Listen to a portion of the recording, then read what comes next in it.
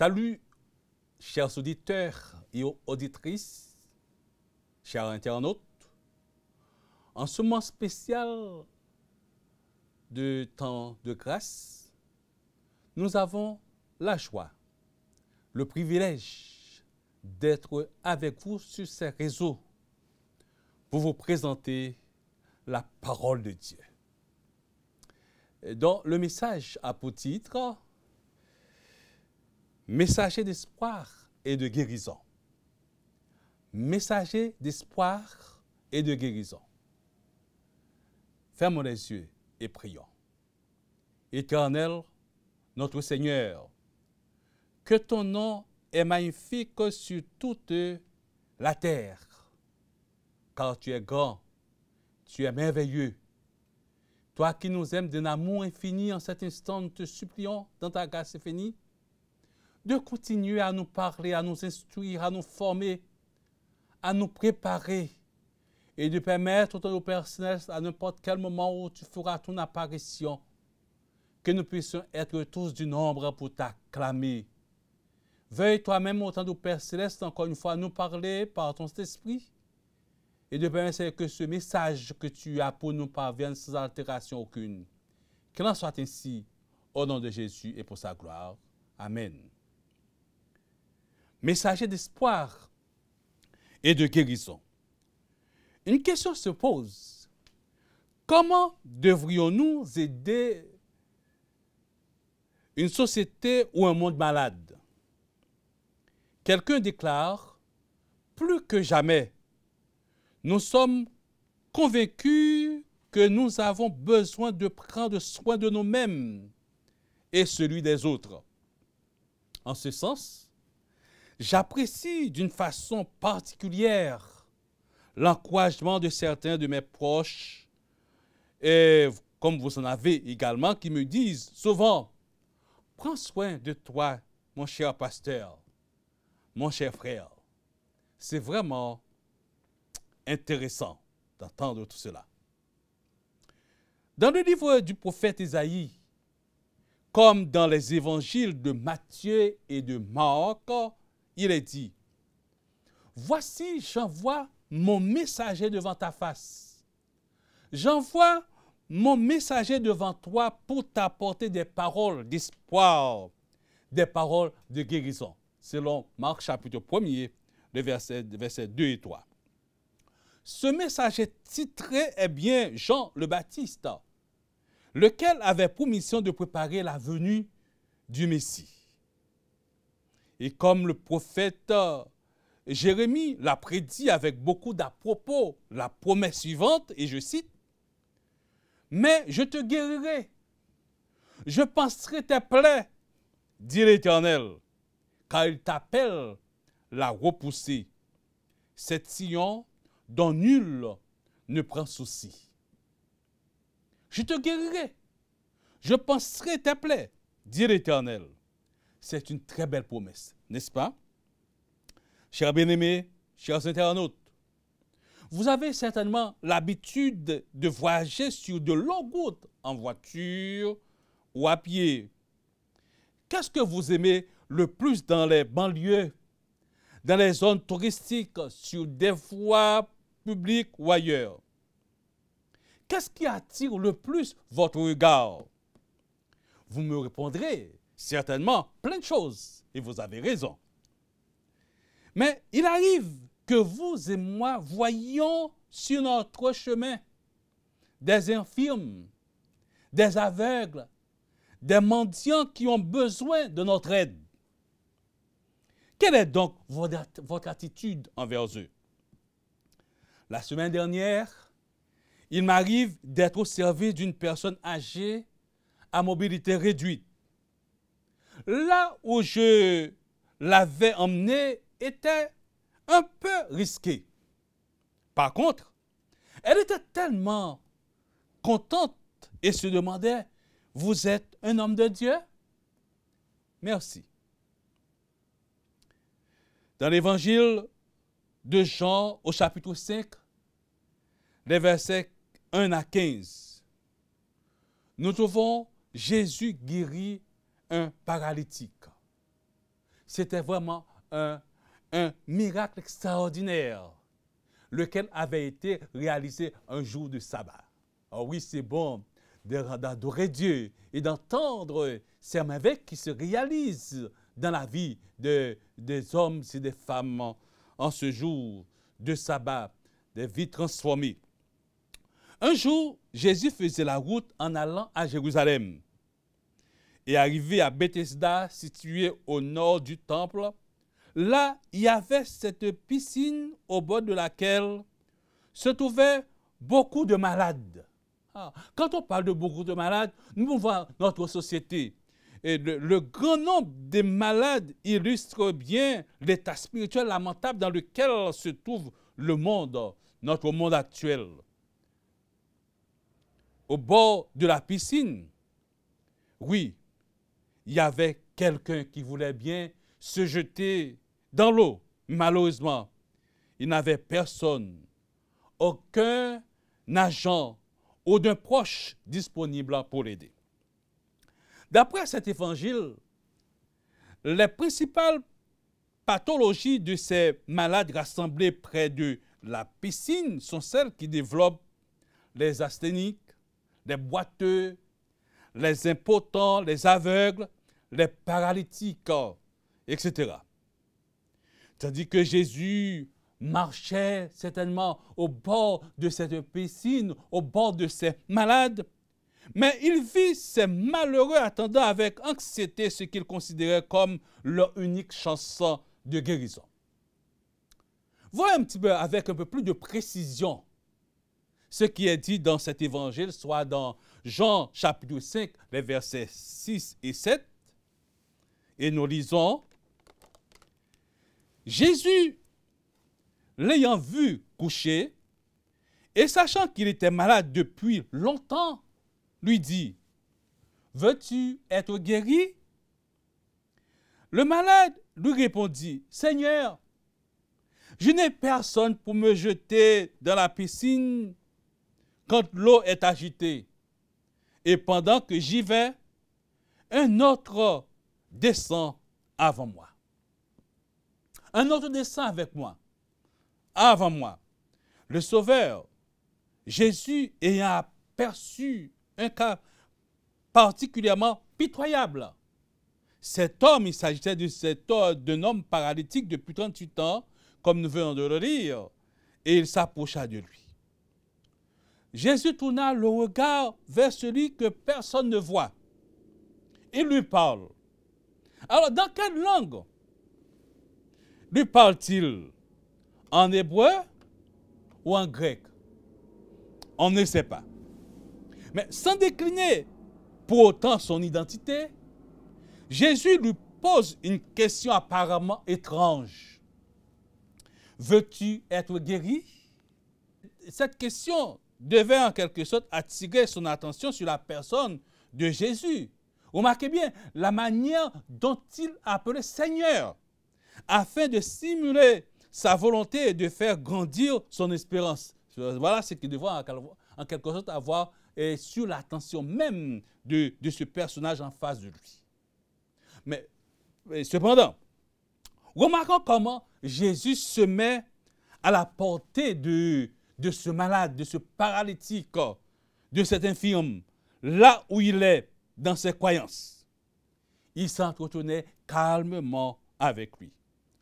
On peut imaginer, chers amis, l'odeur de cet homme. Jésus ne lui demandait pas sa religion. Il ne faisait aucun geste pour l'humilier, ni le mépriser. Simplement, il lui dit, « Veux-tu être guéri ?» Il répondit, « Je n'ai personne. » Nous pouvons souligner deux problèmes clés, deux problèmes importants à cet homme. La maladie et la solitude.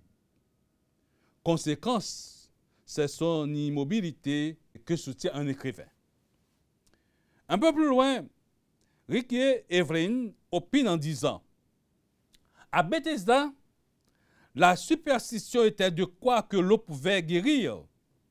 il fallait être le premier à y aller. Malgré le peu de chances de remplir cette condition, cet homme malade était là depuis 38 ans.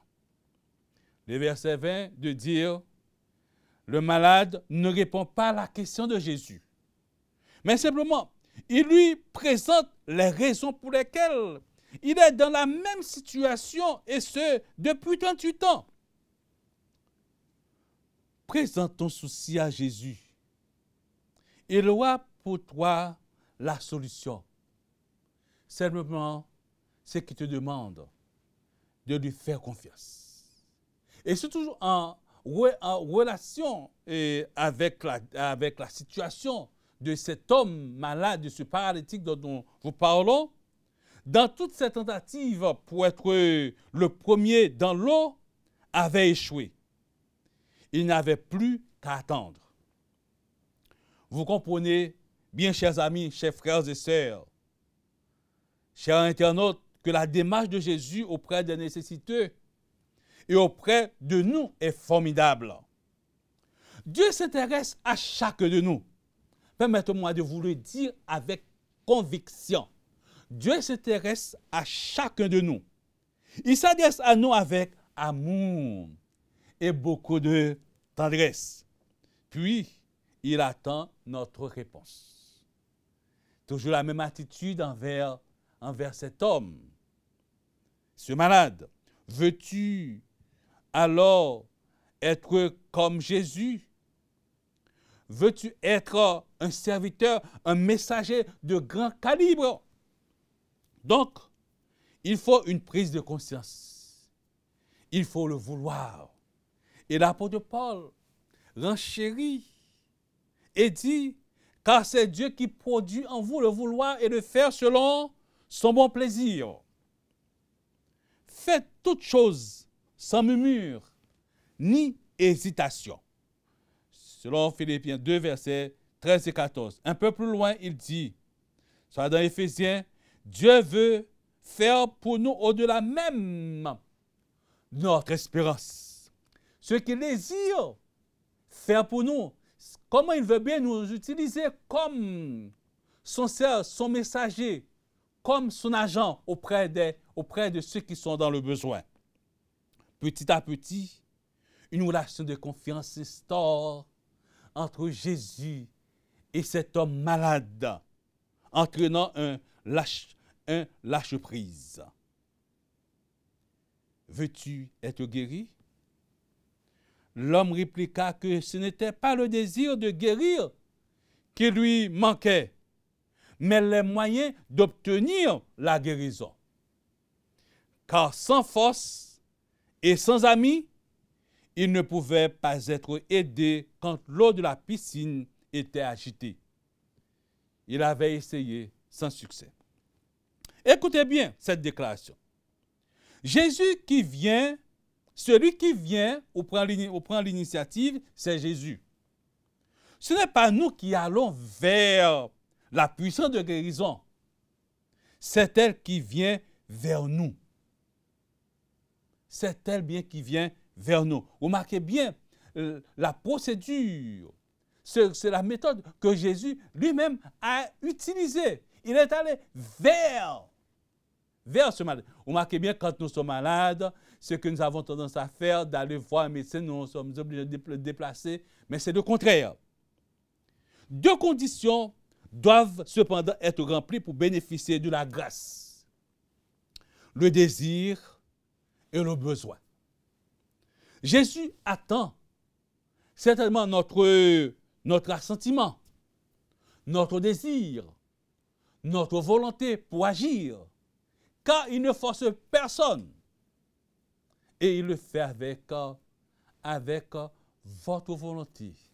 Avec notre volonté. Alors, Jésus dit à cet homme malade, tu sais, il te faut un médicament qui agisse au niveau de la conscience. Certainement, il est en train de bien l'observer. Cette conscience, certains l'ont perdue, déclare l'apôtre Paul à Timothée. C'est la conscience qui guidera notre foi selon 1 Timothée, chapitre 1er, verset 19. Le nom du médicament que propose Jésus à cet infirme, à cet homme malade depuis 38 ans, c'est la parole. Oh, la parole. Il lui dit, lève-toi, prends ton lit et marche. En lui ordonnant ainsi de se lever et de marcher, Jésus lui en donnait également la capacité. Ou comme vous remarquez bien, instantanément, il prit son gabat et partit. Notez bien que la guérison arrive avant l'action. Et nous avons plusieurs témoignages, plusieurs récits bibliques pour nous convaincre de cela. Et l'homme malade, aussitôt, fut guéri. L'apôtre Paul parle de cette parole comme une épée à double tranchant. 1 Timothée 4, verset 12. Oui, chers auditeurs, chers frères et sœurs, la parole de Dieu a une puissance, a un pouvoir sur la vie de celui qui l'accepte totalement. Quelle merveille! Quelle bonne nouvelle!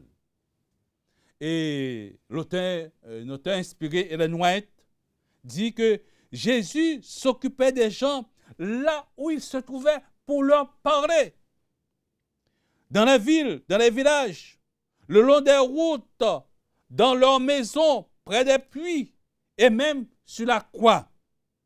Ils n'avaient pas peur d'aller là où il y avait une âme à sauver. Et si nous voulons servir comme Jésus l'a fait, nous devons faire de même. Aller là où les malades se trouvent. Alors, aller là où les autres ont besoin de notre présence. C'est la méthode essentielle laissée par Jésus.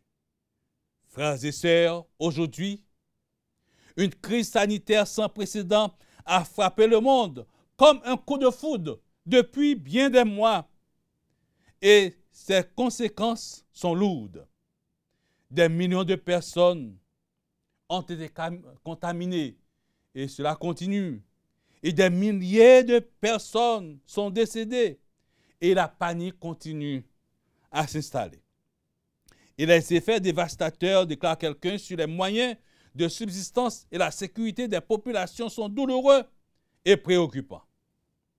Si le souffle divin n'atténuait pas cette prolifération et l'apport considérable des scientifiques, dans quel état en serions-nous? Même si les mesures sanitaires sont toujours de rigueur pour se protéger et protéger les autres. Donc nous devons bien comprendre ce que le Seigneur veut bien nous dire à travers ce message. C'est que Dieu veut bien nous utiliser comme étant son messager pour apporter de bonnes nouvelles, pour apporter des paroles d'espoir, de guérison et d'espérance. Comment peut-on être un messager d'espoir et de guérison dans cette pandémie? Il est vrai que vous avez déjà utilisé certainement d'autres moyens pour le faire. Mais simplement, ce que nous voulons vous dire, chers auditeurs, chers frères et sœurs, bien que nous ne voulions certainement pas être de ceux qui transmettent la COVID-19, mais ne serait-ce pas merveilleux si nous pouvions être des messagers, des agents d'espoir et de guérison partout où nous passons, dans nos communautés et ailleurs, tout en ayant soin d'utiliser, je le répète, des gestes barrières.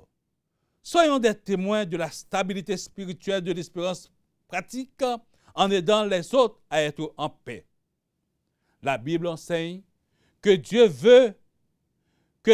vient vers l'homme pour lui apporter secours, espérance et guérison, dont nous sommes bien les heureux bénéficiaires.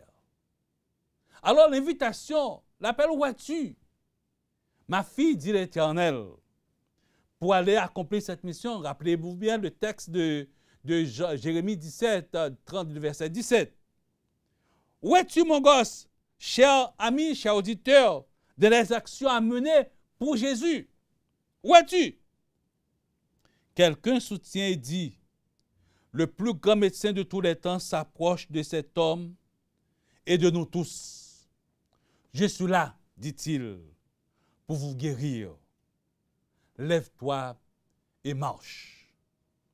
L'homme est un être merveilleux. Le cœur, le cerveau, ce sont des organes dont le fonctionnement est étonnant. Un virus s'est attaqué surtout au cerveau. Malgré les recherches menées par les scientifiques, il continue de progresser. Comme l'observe Job, par la douleur, l'homme est agité sur sa couche. Il faut un ange intercesseur pour l'aider. Permettez-moi de vous dire, chers amis, vous qui nous écoutez en cet instant, ce que vous devriez être pour Dieu, ce que vous devriez être pour Jésus. Être bien, c'est messager. Oui, toi, à toi-même, je parle. Tu es un agent, un messager d'espoir et de guérison. Jésus allait au bord. Rappelez-vous bien ce que Jésus faisait.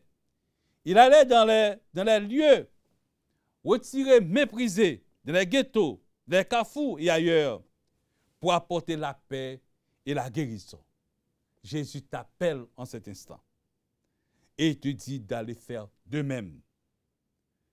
Car il revient bientôt. Et il dit, dis-leur, dans Exode chapitre 15, le verset 26, si tu écoutes attentivement la voix de l'Éternel, ton Dieu, si tu fais ce qui est droit à ses yeux, si tu prêtes l'oreille à ses commandements, et si tu observes toutes ses lois, je ne te frapperai d'aucune maladie dont j'ai frappé les Égyptiens, car je suis l'Éternel qui te guérit. Voilà une mission importante en tant que messager, en tant qu'agent dont tu es mandaté à accomplir pour le Seigneur. Il est dit, l'obéissance aux lois de la santé n'est pas un sacrifice, mais une bénédiction. La guérison est l'un des aspects de la bénédiction divine sur son peuple, s'il lui obéit. Dieu a promis la guérison à ceux qui obéissent à sa parole, à ceux qui veulent bien se soumettre à sa volonté. Oui, mon cher ami, Dieu te parle en cet instant. Juste avant de terminer, permettez-moi de partager ce petit témoignage avec vous. Daniela, qui était très malade, avait peu d'espoir de guérison. Elle a choisi de soumettre sa vie à Jésus et elle fut guérie. En reconnaissance de sa guérison, tous les membres de sa famille ont été témoins de la manière dont Daniela souffrait. Il est dit que toute la famille s'est donnée au Seigneur et devint membre de l'Église adventiste du 7e jour. Ils persévèrent tous dans la foi, de la manifestation de la puissance de Dieu, de la vie de Daniela et tant d'autres. Es-tu malade? Jésus est tout près de toi et il veut te guérir. Mais simplement rappelle-toi la question, veux-tu être guéri? Rappelle-toi la parole, sur la parole. Comment cet homme malade, ce paralytique, avait trouvé la guérison.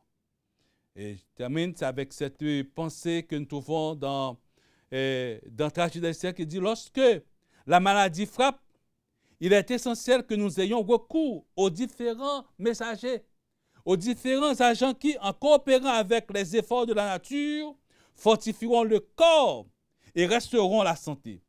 Il y a également une question encore plus importante et plus vitale, celle de nos relations, celle de notre relation avec le Créateur qui, à l'origine, donna la vie à l'homme, pourvu en tout à son bonheur et s'intéresse aujourd'hui à notre bien-être. Fin de citation. La dernière citation, surtout dans Jésus-Christ, il est dit « Chaque âme a le privilège de devenir l'instrument par lequel Dieu transmet au monde le trésor de sa grâce, les richesses insondables du Christ. » Être un messager, être un agent d'espoir et de guérison est un privilège et un honneur. Jésus te dit, comme le Père m'a envoyé, moi aussi, je t'envoie comme mon messager. Le veux-tu? Dieu t'appelle à aller auprès des malades et de la restaurer physiquement, mentalement et spirituellement. Le veux-tu? Oui, voici une belle invitation que le Seigneur te fait, me fait, c'est d'aller apporter de l'espoir, de la guérison auprès des uns et des autres, en disant que Jésus revient. Prions. Écris notre Seigneur, toi qui es le Dieu souverain, le Créateur de toutes choses, nous te rendons grâce et gloire pour ta bonté manifestée envers nous, pauvres pécheurs. Merci de vouloir nous utiliser comme ton intermédiaire, comme ton instrument auprès des uns et des autres, pour leur apporter l'espérance du salut. Nous te supplions dans ta grâce infinie, dans ton amour, de visiter tous ceux qui sont malades, tous ceux qui sont dans le besoin, et de visiter toute la Guyane et même ceux du monde entier, et de leur apporter, Seigneur, le médicament dont tout chacun a besoin pour être transformé, pour être guéri de toute maladie. Dès autant de Père Céleste, nous guérir de tous nos maux et augmenter la foi. Prépare-nous pour le grand jour de ton avènement. Qu'il en soit ainsi au nom de Jésus et pour la gloire de ton Saint et grand nom. Amen.